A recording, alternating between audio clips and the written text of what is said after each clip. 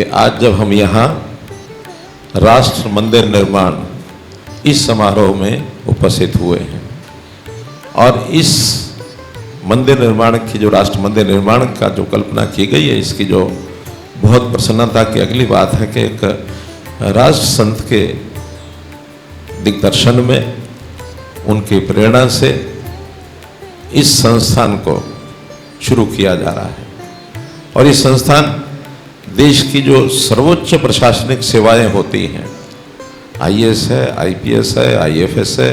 अथवा अन्य जितनी भी ऐसी प्रशिक्षण की विधियां होती हैं, उन सबको प्रशिक्षण देने के लिए संस्थान जो शुरू हुआ है, ये आज की महती आवश्यकता है। ये बात ठीक है कि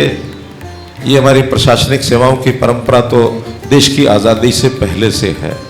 अंग्रेज़ों के टाइम पर भी थी, और अपना देश स्वतंत्र हुआ तो इसको उसी ढंग से थोड़ा रूपांतरण करके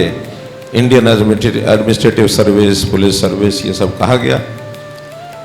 देश की एकता अखंडता के लिए जरूरी है, देश में सुचारू ढंग से प्रशासन की व्यवस्था चले उसके लिए जरूरी है, कानून की नियम की पालना करते हुए आगे बढ़े उसके लिए जरूरी है। एक बहस चली कि ये सेवा होनी चाहिए कि नहीं होनी चाहिए। उस समय अपने इस देश के उस समय के गृह मंत्री सरदार वल्लभ भाई पटेल ने यह कहा था कि जो सेवाएं हैं देश की, राष्ट्रीय यानी स्तर की प्रशासनिक सेवाएं, ये देश के लिए एक स्टील का ढांचा है,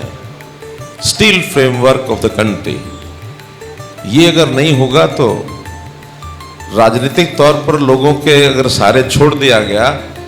तो देश का बिखर जाएगा, क्योंकि सबके अपने अपनी विचारधाराएं हैं, अपने अपने हेतु हैं, लड़ाइयाँ हैं,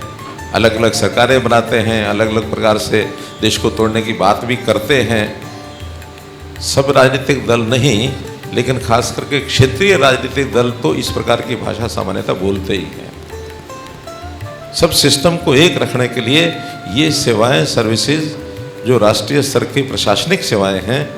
इनका होना बहुत ज़रूरी है।